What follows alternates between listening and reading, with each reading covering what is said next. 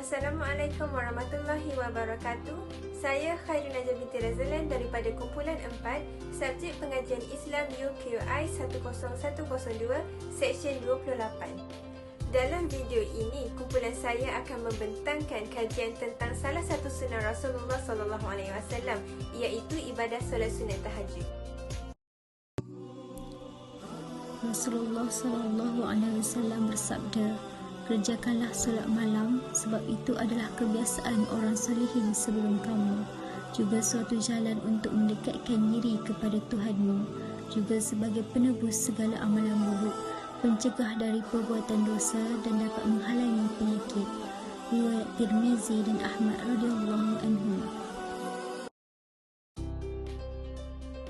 Solat tahajud adalah solat sunat yang ditunaikan pada waktu malam hari, iaitu waktu utama sepertiga malam dan waktu yang mustajab untuk berdoa.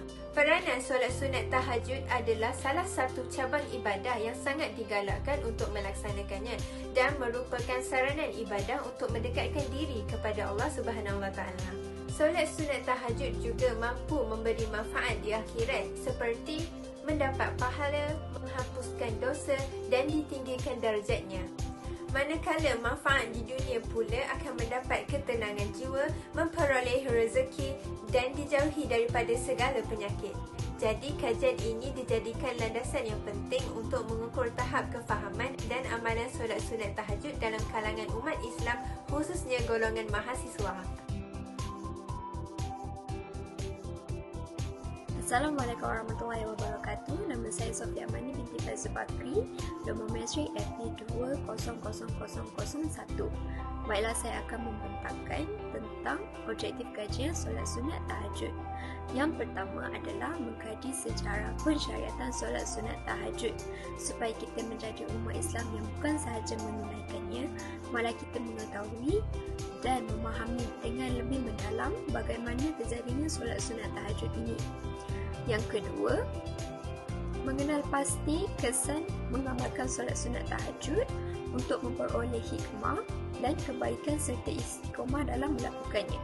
Yang ketiga adalah mengaplikasikan solat sunat tahajud dalam kehidupan seharian supaya dapat mendidik diri untuk menjadi umat Islam yang lebih baik setiap hari.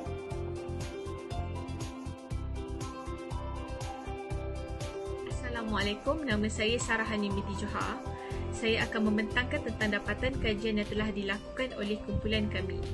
Kumpulan kami telah mengambil langkah pendekatan kuantitatif untuk mendapatkan responden sebanyak 50 responden daripada para pelajar. Di sini kita dapat melihat bahawa seramai 14 pelajar lelaki yang telah menjawab responden ini dan juga 36 pelajar perempuan yang telah menjawab responden ini. Selain itu, terdapat 20 pelajar yang bawah 20 tahun yang telah menjawab responden ini dan juga 30 pelajar yang berumur 21 tahun hingga 30 tahun yang telah menjawab responden ini.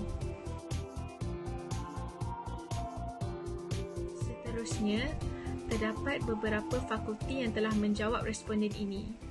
Pertama sekali, seramai 11 orang yang telah menjawab responden ini daripada Fakulti Kejuruteraan Awam dan Alam Bina. Selain itu, terdapat 2 orang daripada Fakulti Kejuruteraan Elektrik dan Elektronik yang telah menjawab responden ini. Seterusnya, daripada Fakulti Kejuruteraan Mekanikal dan Perubatan, seramai 1 orang yang telah menjawab responden ini. Seterusnya, terdapat 18 pelajar daripada Fakulti Pendidikan Teknik dan Vocational dan juga 3 orang pelajar daripada Fakulti Sains Komputer dan Teknologi Maklumat. Seterusnya, terdapat seorang pelajar yang telah mewakili Fakulti Sains Gunaan dan Teknologi yang telah menjawab responden ini dan juga seorang daripada Fakulti FS.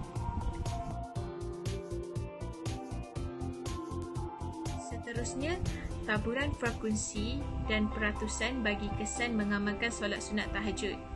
Di sini kami sertakan item-item soalan-soalan sidik yang telah ditanya di dalam soal selidik dan juga jawapan sama ada pelajar setuju ataupun tidak setuju. Pada soalan pertama, seramai 50 pelajar yang telah bersetuju bahawa saya mengetahui bahawa ibadat solat sunat tahajud ini dapat menghapuskan sebarang dosa yang telah dilakukan. Selain itu, terdapat 50 pelajar juga telah bersetuju bahawa solat sunat tahajud dapat membersihkan hati daripada sebarang kebencian terhadap orang Islam lain. Seterusnya, terdapat 45 pelajar yang setuju bahawa solat sunat tahajud dapat menjauhi daripada sebarang penyakit dan juga 5 pelajar yang tidak bersetuju. Seterusnya, terdapat 50 pelajar yang setuju bahawa apabila melakukan solat sunat tahajud, hati dan fikiran sentiasa tenang. Selain itu, seramai 44 orang pelajar yang telah bersetuju bahawa solat sunat tahajud dapat dikurniakan kesan takwa pada wajah dan juga 6 orang pelajar yang tidak bersetuju. Selain itu, terdapat 49 orang pelajar yang bersetuju bahawa solat sunat tahajud dapat dikurniakan kekuatan dan rezeki yang melimpah ruah. Dan yang terakhir, terdapat 46 orang pelajar yang bersetuju bahawa mengamalkan solat sunat tahajud dapat dikasihi oleh semua orang manusia dan juga 4 orang pelajar yang tidak bersetuju dengan soal selidik ini.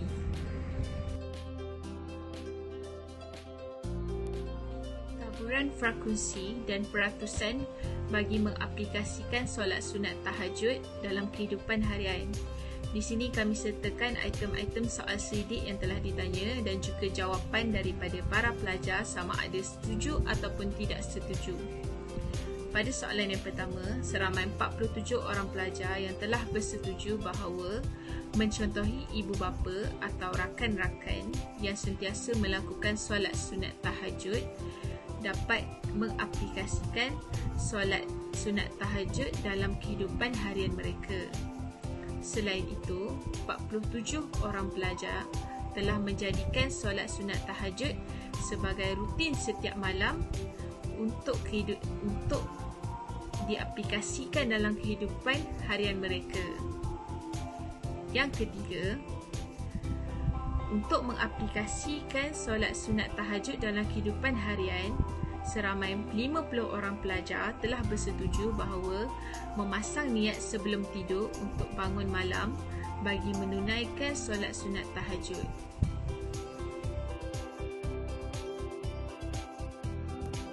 Seterusnya, terdapat seramai 48 orang pelajar yang telah bersetuju bahawa untuk mengaplikasikan solat sunat tahajud dalam kehidupan harian mereka, mereka perlu mengetahui tentang kelebihan solat sunat tahajud. Seterusnya, terdapat 49 orang pelajar telah bersetuju bahawa didikan oleh ibu bapa bagi menunaikan solat sunat tahajud dapat diaplikasikan dalam kehidupan harian mereka. Tetapi terdapat seorang pelajar yang tidak bersetuju. Dan yang terakhir, terdapat 50 orang pelajar yang telah bersetuju bahawa kita perlulah tidur lebih awal bagi memudahkan kita untuk bangun awal supaya dapat menunaikan solat sunat tahajud.